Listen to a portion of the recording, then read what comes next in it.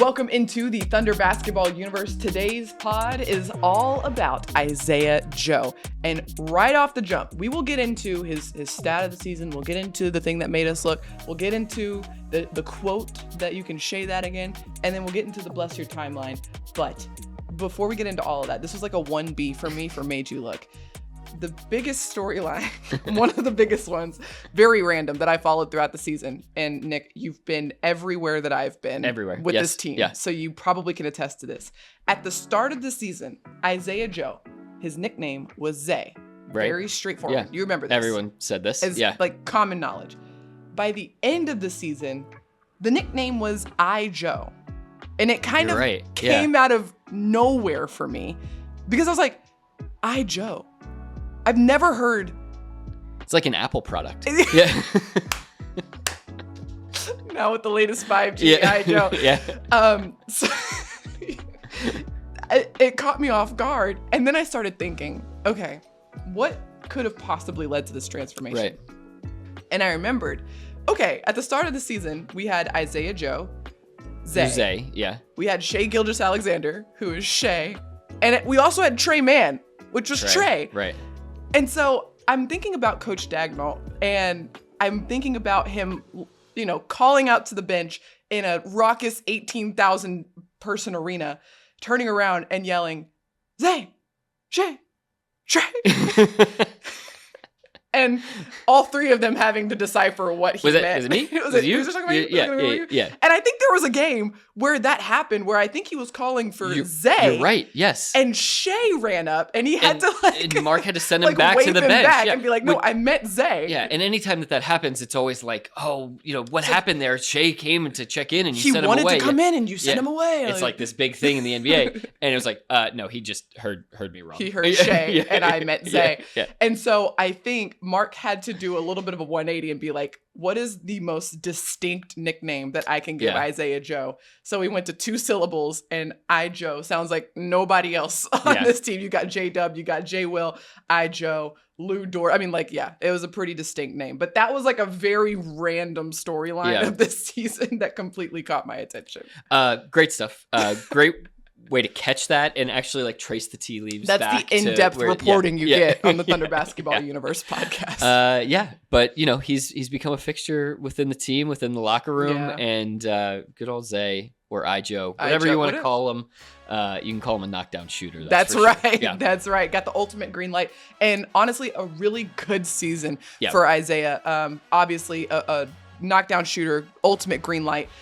But we've also seen a lot of other growth in different areas for Isaiah this season, especially on the defensive end. We'll get into all of that. But we're going to start with our stat of the season for Mr. Joe. What did you choose, Nick? I chose 4.5, and that is a per game stat. I'm gonna go with 3-point field goal attempts. 3-point attempts. Yes. Okay. So he took 6.2 field goal attempts per game. 4.5 of those were from 3. Those numbers actually both a little bit lower than they were the year before. I thought this was a really good indicator of the way that teams were deciding to guard the Thunder, was to really try to take away Isaiah Joe's attempts as much as possible. He was still able to get off 4.5 threes a game, made 42% of them, so shot a really good number. But as we think about the Thunder, as we look ahead into the offseason, there's a recognition that opponents next year might guard the Thunder differently than they did the year before. How can these players on this team continue to be efficient and effective when they're being guarded differently?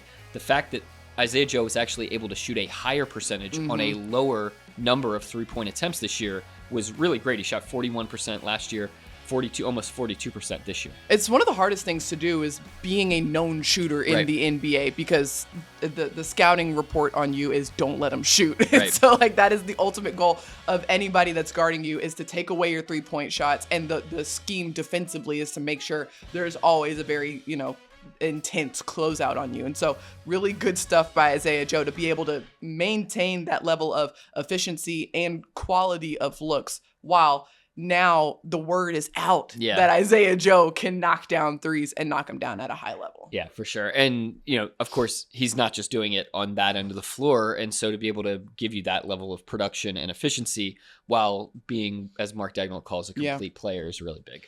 So that's the offensive end. Yeah. My stat is on the defensive end for Isaiah, and it's 19. That's got to be charges, right? It is. Yeah. It is. Okay. Charges drawn total this season for Isaiah Joe. That's tied for 6th. Do you know who else has 19 charges drawn this season? 6th in the NBA, right? Yes, in the entire league. So Jay Will, his fellow Fort Smithian. Yes, yeah. Both of them. Nice. And here's what makes this so great, right? You've got Isaiah Joe, who is typically the shortest guy out there. Maybe not the shortest, but certainly not the biggest. Yeah, perhaps the leanest. Leanest.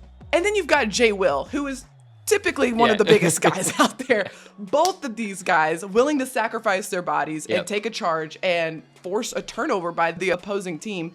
And it begs the question, what are they teaching them in Arkansas in Fort Smith? Is it a Fort Smith thing? Is it an Arkansas thing? We met with their former head coach at Northside High School. We sure he did. Seems sort of like a no nonsense kind of guy. This is true. So there must have been a lot of charge drills, or maybe some extra minutes for the guys that drew charges. Maybe that's the indication that I'm getting. You will be rewarded if you are able to take a charge. And these guys clearly very fearless in doing that. And obviously Isaiah, a guy who, as we mentioned, not the biggest guy out there on the floor, but putting his body in a position. Mm-hmm. Coach Dagnall said, he doesn't hold back, you know, he squeezes every ounce of himself out there on the defensive end of the floor, even though he might be giving up some size. And this number 19 is a great indication of that. For sure. Let's get into what made us look this season for Isaiah Joe. I'm going to go first here. Okay. I'm going to take you back.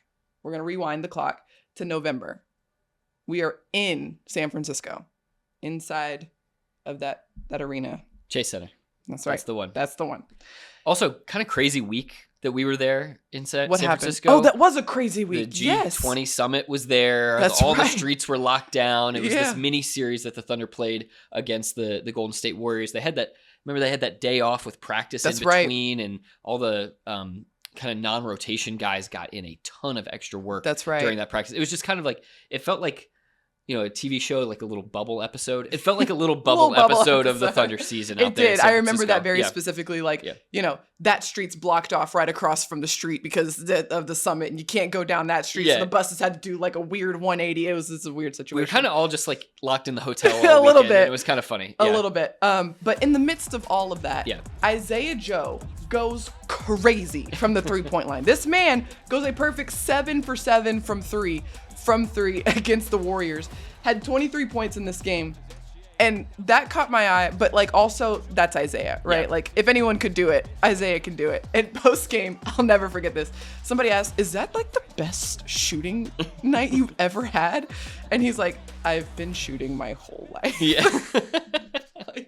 This is great, but I've had better. 7 for 7 is nothing compared to some of the games that Isaiah Joe's probably put exactly. Together. My standards are very, very high. It's both it was an incredible shooting night for Isaiah, but it's just the straight face.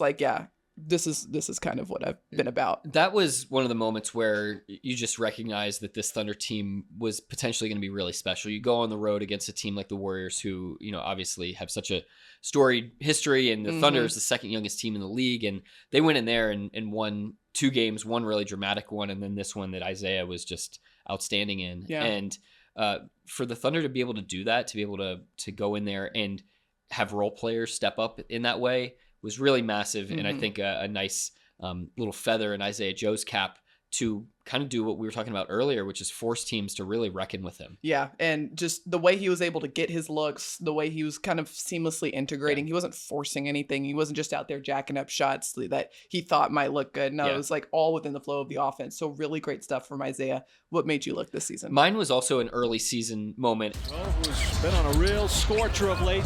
He put up 20 points on 5 made threes, and it was just, for me, it was kind of a full circle deal of the beginning of the previous season. Yeah. There was this game in Dallas where he had a great night, a very explosive situation in the fourth quarter. And yet here we were a year later, and he is solidly in the rotation when at that point in the previous year, he was the 14th or 15th guy. And there he was playing such a central role. I love that story to kind of describe the arc that Isaiah has had in his tenure with Oklahoma City, because you remember he came in after training camp, and Coach Dagnall was very, very candid. He didn't get a chance to go through any of our stuff during training camp. we didn't know him very well. He didn't know us very well, but it didn't faze him at all. And when he got his opportunity, he just took advantage of it and showed what he could do. It wasn't like he was pressing or forcing. He just played Isaiah Joe basketball, and it made the Thunder kind of be like, oh, all right. And he knew what his job was. Exactly. He was supposed to go out there and shoot the ball. Right. And there's a lot of guys that would get thrust into a game like that and, thrust into some of these situations into the rotation and, just not be a little timid, not want to do too much, not want to step on anybody's toes. But there's a level of confidence that Isaiah Joe has, for sure, security in his game that he has, that he was able to go out there and go perform. While we're on that note, let's get into our Shay That again, because I feel perfect. I feel like your quote is a really nice tie into this. You never forget where you came from. The journey, the grind, that's what it's about. And just knocking down barriers, everywhere you go. So just to continue to grow as a person, continue to grow, as an organization, as a team. It's always, pretty dope to see where you came from. This was off of a question that I asked him about, like, how does he still think about where he was 18 months ago? And to your point, the Thunder had picked him up, off the scrap heap, basically. He'd been cut by the Philadelphia 76ers. He was, heading into his, I believe, third year in the NBA. And so, you don't know what your future is going to hold. You don't know whether you're going to have an NBA future when you get cut by a team that drafted you in the second round. Right. And, Isaiah Joe very easily could have been looking at, maybe playing in the G League, maybe playing overseas, maybe, going and latching onto a team as, an end of bench guy where he didn't really have much of an opportunity. Right. He thinks about that moment of his life very often and recognizing, wow, what a massive difference these last 18 months have made to be able to go to a team and an organization where they were willing to thrust him into games, thrust him into the rotation, and keep him locked in and engaged and not have a strict, 9-man rotation every night. It doesn't take any of it for granted. Right. And that's kind of a similar theme that we see with each of these Thunder players. And along those same lines, the quote that I pulled was, the amount of reps that I put in is it's insane. You get in the gym 2-3 times a day sometimes, and can all be form shooting, just working on your craft. This was in response to, what does a shooter's off season look like? Like, I think they were just trying to figure out, like, how do you become and maintain elite shooting status in the NBA? And Isaiah was like, it's all about reps, and the amount of reps that I put in, it's insane. And it's true, because we see him during practice and after practice, always putting up reps, always putting up shots in those shooting games with the other guys as well. And it goes to show, because he recognizes, you can't forget where you came from. Yep. I'm here. I have to take advantage of this opportunity, and I have to make sure that I'm putting myself in a position to continue to be useful and helpful and beneficial to this team. So I got to put in the work, and this guy is not scared or shy of putting in any of that work. We've already seen a little bit on his own social media of him, in the lab, as they say. We've gotten to know his dad over the last. I was just about to say. Over the last couple of years, we went out to Fort Smith and met him, and I think, like, there's going to be some internal Joe family fire to help Isaiah continue to make strides forward this summer. There is a very strong sense of, professionalism with the whole family, to be honest with you, but especially his dad, who we've gotten a chance to meet and talk to a couple of times. His dad coached him just very, very much like, they talk after every game. They talk after every single game. And he's just very much like, if this is what you want, this is what it's going to require, and does not waver on that standard whatsoever. And Isaiah really, really good about, maintaining that standard and going after it and setting his own standards himself. Yeah. And that's what the Thunder is all about, is guys who are intrinsically motivated, as Sam Presti said in his end of season interview, guys that don't have to have the wind at their back all the time. Yeah. And Isaiah Joe is certainly a guy who has had to kind of push through some blustery wins over the course of his life and career. And look at the guy that he's become. Makes it so easy to root for him every single time he's out there on the floor. All right, let's get into what blessed our timeline, Nick Gallo. You go. No, you go first, because I saw it on the rundown and I just said same. So we all know about, well, maybe at this point, I think we all know that Isaiah Joe has more bounce than maybe people would expect him to have. Yep. We also may know as a collective here that when Isaiah Joe dunks, he likes to dunk with his left hand. He's a right foot jumper, which is unusual for a player who's a right-handed shooter. A little rare. Yes. A little rare. And so he's driving in a game against Houston. Unfortunately, a loss because after the game, he was really kind of he was a little inconsolable about that aspect of this. But he put together in an instant perhaps the poster of the year. Joe sizing up Green, throws it down. A lefty dunk over Jeff Green in transition that he didn't even want to dunk in the first place. He actually wanted to pass the ball. He was like, but he was like, dang it, I'm going to have to go up and dunk this on I have to throw it down. And it was absolutely nasty. Watch this as he rolls up over the top of Green. The best part about it is that none of us expected it. Yeah. If it was Jalen Williams with the ball in his hands and he was barreling down an open floor situation with Jeff Green in front of him, I think in all of our minds we would be like, he's gonna go for it. Yeah, he's gonna go for it. Yeah. But Isaiah Joe, who we all know like has some bounce, to have that level of force too. Yes. I'm so glad you used the word force. That's exactly right. Yep.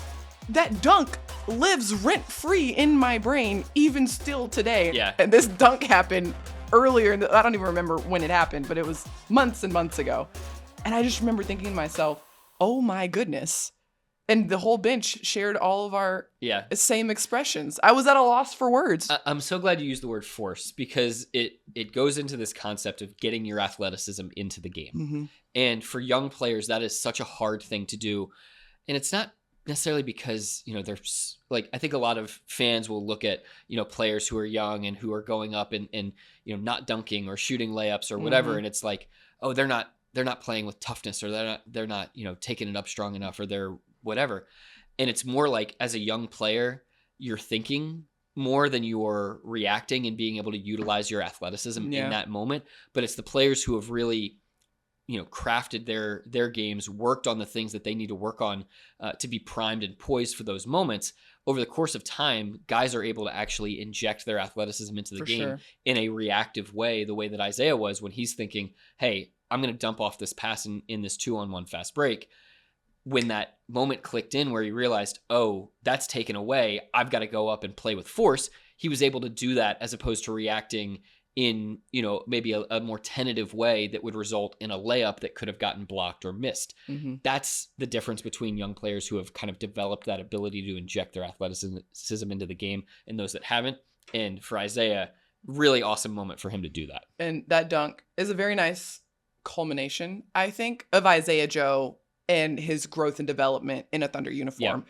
That dunk, a lot of confidence. A lot different than just shooting the ball from three, which is something that he came in obviously with the incredible ability to do, still obviously has an incredible ability to do, but he's added more elements to his game to make him more playable, more versatile out there on the floor. And then just the meanness. Yeah. I mean, goodness, you did not have to do that over Jeff Green. Yeah. Poor Jeff Green. Oh my gosh. But yeah. I've got Matt Pinto's call in my head of, why do you have to be so mean? Joe's so mean. Oh my gosh. Yeah. So incredible moment for Isaiah Joe. I literally watched that play probably like 10 times the day that it happened. Yeah. And since then have probably watched it another 10 times. I remember just sitting in the post-game press conference, like just zoning on that replay over and over again. It was amazing. Oh my gosh. Incredible stuff from Isaiah Joe this season. What's coming up for him? The off season. And similar to all of these guys, they're putting in the work. They're getting in the gym. He's going to go back to Fort Smith. He said, my family always comes out to me during the season to Oklahoma City. So I got to spend some time going back to Fort Smith. And he's got a really nice setup out there. He's got, his trainers and his people out there to be able to get a lot of work in. And Camp a camp. City hosts. Yeah. So if you're in the Arkansas area and you are either a longtime Thunder fan or maybe a more newfound Thunder fan, given the Arkansas connection, be sure to keep an eye out for Isaiah Joe. That's right. Always something cooking with Joe or Zay, whatever you want to call him. Whatever you want to call him. All right. That wraps up this episode. Thank you so much for watching and listening. Be sure to like, rate, and subscribe wherever you get your podcasts. Thank you so much to our producer, Matt Bishop. And until next time, Thunder up and catch you later.